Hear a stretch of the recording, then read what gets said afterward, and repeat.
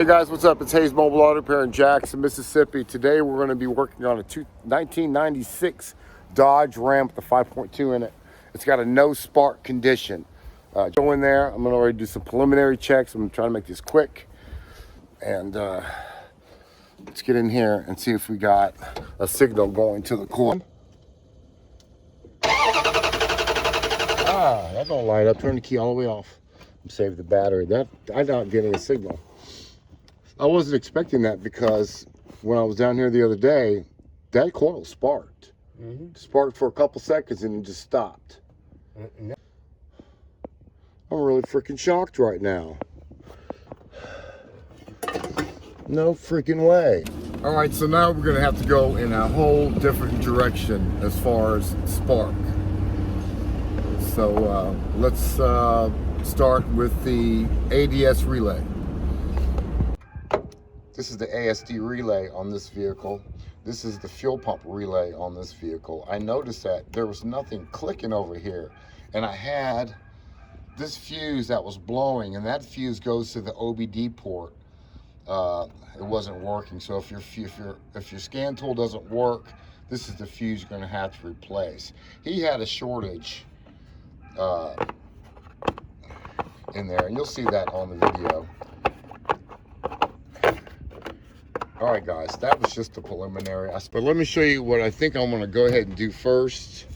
Is the OBD port on this one is right here, and I'm not getting any power there. That means I can't use my scan tool. Customer got a new computer in it, so we're going to be installing that today.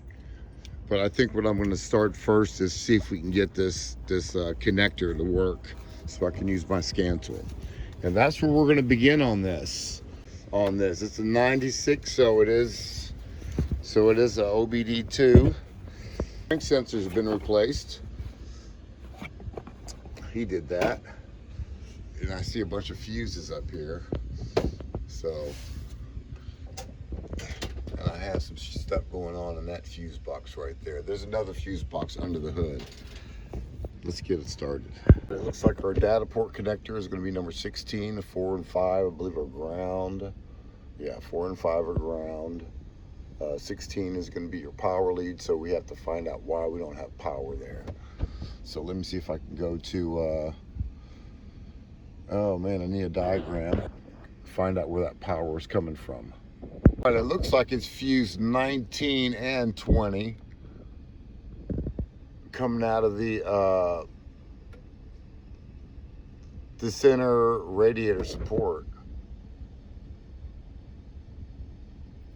All right, it's fused 19 and 20. It's a pink wire. It's going right into pin 16. So let's find 19 and 20 in the fuse box. Okay, let's do that. Fuse that's been blowing recently, so, and it blows immediately. And that's going to be 19 and 20. It's the only 15 amp fuse in the box. It's the only 15 amp fuse in the box. Yeah. So I don't know what I want to do on this one. I just kind of want to give it power down there. Look at the harness a little bit.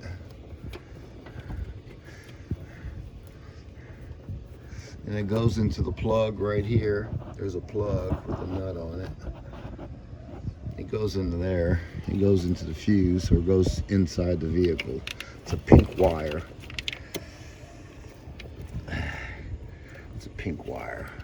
I think I'm just gonna go in from the inside. I'm gonna slice the harness a little bit and just... All right, so I'm in power and distribution on the schematic, and it looks like it's powered up. We know it's getting powered, that 40 amp fuse, and it powers up 19 and 20. That's the one that keeps blowing.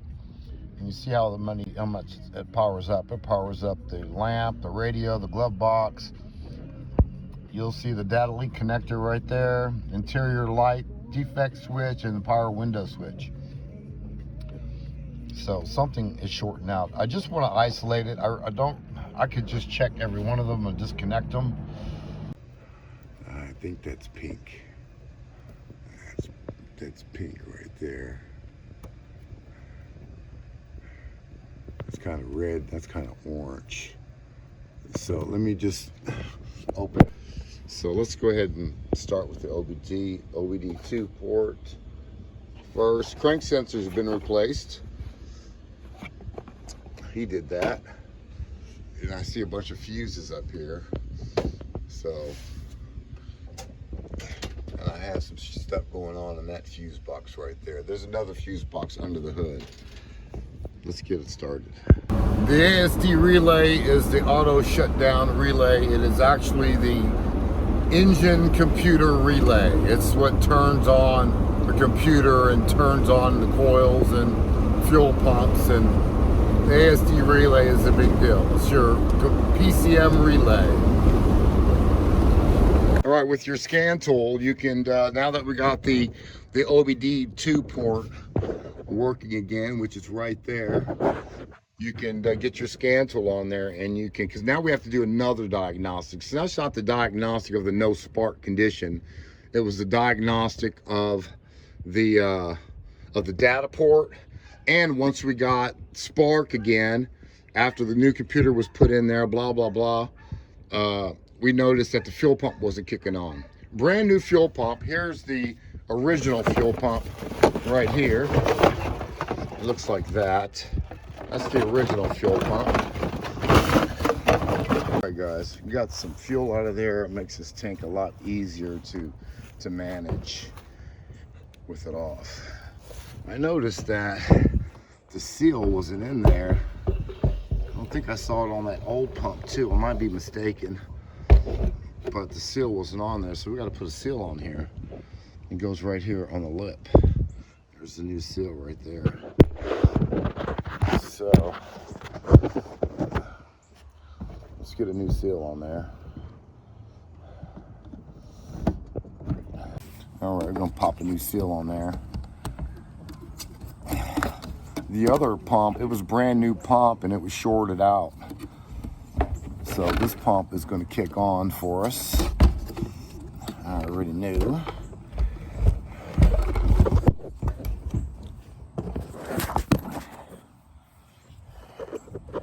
So get us a nice seal on this fuel pump. It was a brand new pump, man, and it just failed like that quick. After getting the first two diagnostics done, you know, camera lady, I need you. Hey guys, we got the fuel tank in there. Put the gas back in it. This thing should start up now.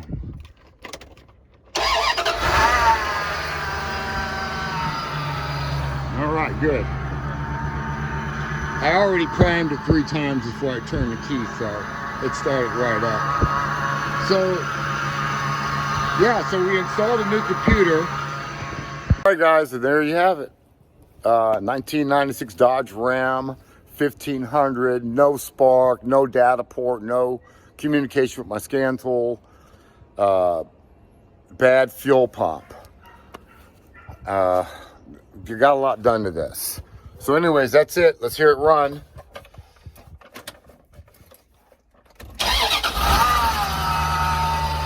Here it is, guys. That's another one. It's Hayes Mobile Auto Repair. We're at Jackson, Mississippi. Peace.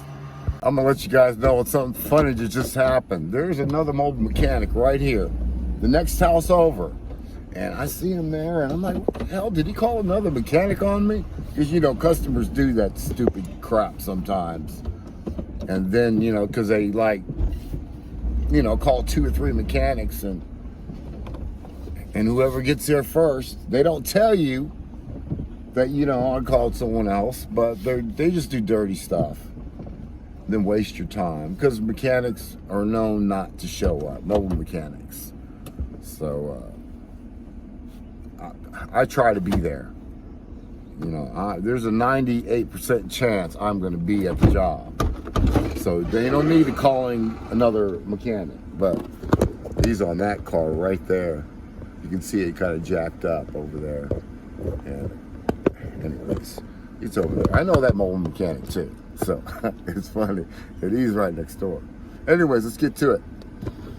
Let's see what we got going on here. This boy, he's getting so big. He's getting so big. I can't let him out yet. I think I'm working on this. Is this a Mustang? What is this? Yeah, this is it. Hey man, what's up? I want to add a little information to the mobile techs out there. You know, when you're doing diagnostics, when you're doing some kind of diagnostic, you know, that, you know, a lot of mechanics, they don't really know because they're part changers. Man, you never quote a price right from the beginning. Just don't quote any prices. Now, I told this guy right here, I told him it ain't gonna cost no less than $1,000 to get this thing fixed up for you. I can tell you that on the phone. It ain't gonna cost you no less than $1,000. That doesn't mean customers, it's $1,000 to get the whole damn job done. Like I'm gonna fix a computer problem, the diagnostics for the computer, do all that damn checking, then the data port, and then once the car has spark again, and once the car gets spark again and it don't start, there's another diagnostic. That's more money. He's like thinking, oh, it's $1,000. You told me $1,000. I'll send you the Texas. No, man, I didn't send you any text. It'd be $1,000, sir. And that's it. That's all you have to pay me. Like I'm a fucking shade tree. Like I'm a fucking shade tree, and I'll take it. Add in my time. My labor time is just labor time. Yeah. I left at 2:30 right now. What time is it now? I spent 3 hours there today. 3 more hours there today. Like that was free work. Like that was free work. Extra free work. Yeah, man, I'm gonna throw that in for you. Thanks for giving me a couple dollars. No, man. Mobile techs never quote your when you're doing a diagnostic. Not a brake job, shit like that. Little shit. Or get on the computer and get your labor time for the brake job or whatever you're working on. But when you're dealing with electrical shortages and shit like that, never give them a quote. You give them the bill when it's done. If you got, hey, you know, I got a electrical problem, and you say, well, sir, it's you know, it's not in your modules, it's not this sensor, it's not that sensor. You got a shortage in the wire somewhere. then you bill out after you find the shortage, because it could be anywhere. I mean, hopefully you'll find it rubbing up against a piece of metal or something. You know, you trace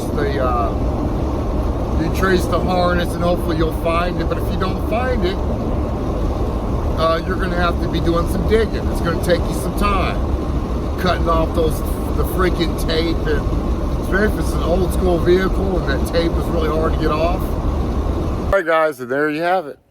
1996 Dodge Ram 1500, no spark, no data port, no communication with my scan tool, bad fuel pump. You got a lot done to this. So anyways, that's it. Let's hear it run.